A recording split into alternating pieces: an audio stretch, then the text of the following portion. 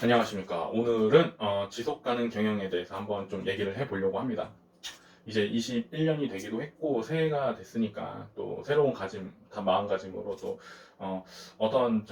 가치를 측정할 때 어떤 요소를 좀 더 살펴보면 좋을까 이런 거 좀 생각을 해보다가 또 이렇게 지금 아까 말씀드린 거에 대해서 한번 좀 얘기를 해보려고 찍고 있습니다. 일단 기업을 선정을 할 때 뭐 수익성이 좋고 안정성이 좋고 사업성이 좋고 이런 기업을 뭐 선택을 해서 투자를 하는 것은 당연한 거고, 또 그 외에 이제 최근에 언론에서도 많이 얘기가 되고 있고 또 어떤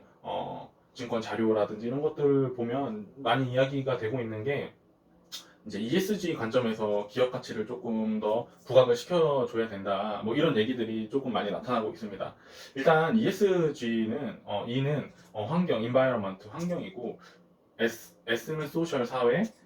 G는 지배 구조, 거버넌스 뭐 이렇게 되고 있습니다. 이런 것들이 중요한 이유가 사실 이제 앞으로는 환경이랑 사회랑 어떤 지배 구조에 대한 어떤 공정성 이런 것들을 함께 같이 가지고 나가야지 기업 가치에 대해서 인정을 좀 더 해주겠다라는 어떤 그런 상황이 지금 펼쳐지고 있는 것이죠. 몇 년 전서부터 언론에서 이런 얘기들을 많이 했었고 또 세계적인 트렌드가 그런 식으로 변화되고 있습니다. 또 우리나라 주요 어떤 그런 대기업들 뭐 선진화된 그런 기업들은 이미 몇 년 전서부터 이런 지속가능 경영 보고서에 대해서 이렇게 쓰고 있고 각 홈페이지에 이렇게 공지를 하고 있습니다. 그런 것들을 살펴봤을 때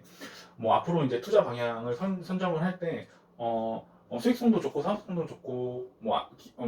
재무 상태도 좋고 안정성도 좋고 좋으면 좀 어떤 이런 ESG에 대한 관점을 기업에서 운영을 하고 있는가까지 판단이 되면 그런 것까지 이제 조금 멀티플에 좀 더 반영을 해줘서 기업 가치를 어떤 상향 업사이드 할 수 있는 그런 상황이 되지 않을까? 뭐 그렇게 좀 생각을 해서 이렇게 찍고 있습니다. 일단 이거를 이제 좀 보면 우리나라가 이제 코리아 디스카운트라고 해서 뭐 이제 지금 기준으로 이제 코리아 디스카운트가 앞으로 3,000포인트 넣고 뭐 될지 안 될지 모르겠지만 그런 상황이 펼쳐진다면 이제 코리아 디스카운트라는 얘기는 이제 점점 과거 속의 얘기가 되겠지만, 지금까지 어떤 코리아 디스카운트가 이렇게 발생했던 이유는 그 어떤 남북 관계의 어떤 이슈도 있었지만 사실 그 ESG 관점에서 기업들이 운영이 조금 선진국들보다 미비해서 좀 코리아 디스카운트를 받지 않았나 그런 생각을 제가 좀 하게 되었습니다. 근데 앞으로 좀 그런 부분들을 몇 년 전부터 기업들이 이제 좀 운영을 해왔고 앞으로 그런 부분들이 해소되는 어떤 주가 흐름이 발생한다면 이거에 가장 큰 영향을 준 게 어떤 ESG의 트렌드를 좀 맞춰서 기업들이 따라가지 않았냐라는 생각이 좀 들기도 합니다. 그래서 환경 같은 경우 ESG에서 먼저 이의를 좀 설명드리겠습니다. 환경 같은 경우에는 사실 뭐 그냥 주가 흐름만 봐도 지금 알 수 있습니다. 환경, 친환경, 그리고 뭐 수소, 배터리 이게 결국엔 다 환경, 미래 세대를 위한 환경을 좀 보존하자라는 의미에서 좀 이렇게 부각이 됐던 어떤 이슈, 제목, 주제 이런 것들이죠. 그래서 이런 회사의 주가들을 보면 사실 뭐 LG화학, SDI, 삼성 SDI 이런 것들이 좀 많이 치고 올라갔잖아요. 이런 게 사실 지금 ESG에서 이에 대한 어떤 환경에 대한 환경 경영을 추구하는 기업에 대해서 가치를 부각해서 좀 멀티플을 더 적용하고 이런 트렌드로 나가겠다라는 얘기를 하는 거고, 그래서 환경 경영에 대해서 초점을 맞춰서 경영을 하게 되면 이런 식으로 이제 주식시장에서 자본시장에서 인정을 받으면서 가치가 지금 올라가고 있는 상태인 거죠. 근데 앞으로도 이런 트렌드가 꺾인다 이런 건 힘들 것 같긴 해요. 왜냐면 환경이 사실 너무 중요하잖아요. 그거에 대한 인식을 바로 시켜준 게 뭐 기후가 올라가면서 뭐 탄소 뭐 이런 얘기도 있지만 사실 이번 코로나로 인해서 진짜 이 자연을 좀 보호해야겠다라는 생각들이 아마 진짜 우리나라뿐만 아니라 전 세계적으로 또 각국의 리더들은 이거에 대해서 큰 어떤 생각을 할 거고 앞으로 점점 추진을 할 거고 어떤 가치는 생각이 모아지는 어떤 그런 시발점이 된 것 같아요. 그래서 이런 가치는 앞으로 좀 더 부상을 할 것 같고, 그 다음에 뭐 사회적 책임은 당연히 뭐 기업이 사회적 책임을 해야 되는 거는 전통적으로는 이제 고용이랑 이제 소득에 대해서 세무를 내고 부가가치에 대해서 세무적으로 어떤 이렇게 좀 정부에 지출을 하고 이런 부분들이 있었는데, 이제 앞으로는 뭐 고용도 하는데 뭐 기부도 하고 뭐 세무도 잘 내는데 뭐 어떤 사회 봉사도 하고 이런 기업들이 이제 사회랑 같이 가면서 이제 사회적 책임을 다하면 이 기업은 어떤 사회의 어떤 구성원으로서 이렇게 활동을 하기 때문에 이 기업이 지속 가능한 경영을 계속 할 것이다라는 관점에서 이렇게 살펴보는 것이죠. 그래서 이런 것들을 추구해서 기업을 운영한다라는 것은 어떤 같이 살고 있는 어떤 사람들의 이런 구성원들에 대한 좀 어떤 생각 그런 것들이 더 부각되는 거고 또 앞으로 나아갈 방향에 맞기는 맞다고 저도 생각을 합니다. 또 이제 마지막으로 뭐 지배구조인데 이 지배구조에 대해서 이제 지금까지 가장 한국의 어떤 코리아 디스카운트의 가장 큰 원인 중에 하나가 이제 지배구조에 관한 문제였었는데 이게 어떤 거냐면 지배구조가 투명하지가 않았다라는 점인 거죠.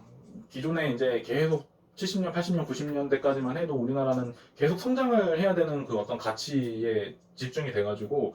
막 문어발식 확장으로 이제 확장을 한 거죠. 뭐 어떤 회사가 A라는 회사를 설립을 했는데 A가 B를 설립을 하고 B가 C를 설립을 했는데 C가 또 어떤 거래를 하다 보니까 C가 이제 최초의 모회사는 A의 어떤 주식을 또 갖게 되고 이런 식으로 막 이렇게 복잡하게 이제 막 연결이 되다 보니까 이게 A에 대한 C에 대한 가치를 산정을 하고 싶은데 또 C는 A에 대한 주식을 갖고 있고 막 이러니까 이게 뭔가 정확하게 그 기업에 대해서 이제 가치 판정하기가 조금은 힘든 그런 부분들이 이제 발생을 했던 거죠. 이게 이제 순환 출자 구조로 이렇게 지배를 하게 되는 그런 상황이 발생이 된 건데 그래서 이런 것들은 이제 해소하기 위해서 이제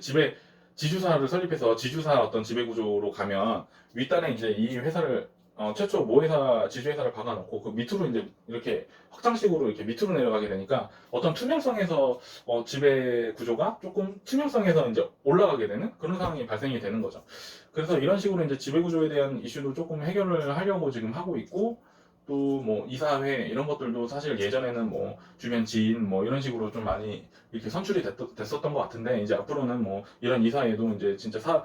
좀 사내 말고 사회에서 회사와 관련 없는 사람들을 좀 이렇게 공정하게 이렇게 좀 찾아내면서 그런 것들에 대한 가치를 좀 부여하겠다. 그리고 또 그런 것들이 또 그런 어떤 성과에 대한 보수를 그런 사람들은 임원이나 뭐 사회이사나 뭐 이런 성과에 대한 보수를 이렇게 측정을 해서 지급을 하게 되면 어쨌든 주요 결정은 이사회에서 많이 하니까 그런 것들이 이제 좀 기업에 더 가치를 부여할 방향으로 나가지 않을까 뭐 이런 얘기들을 하고 있는 게 이제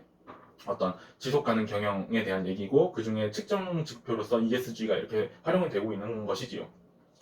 그래서 이제 뭐 말씀드리면 뭐 ESG가 그렇다고 뭐 안정성, 수익성, 뭐 사업성의 그 위로 가가지고 이게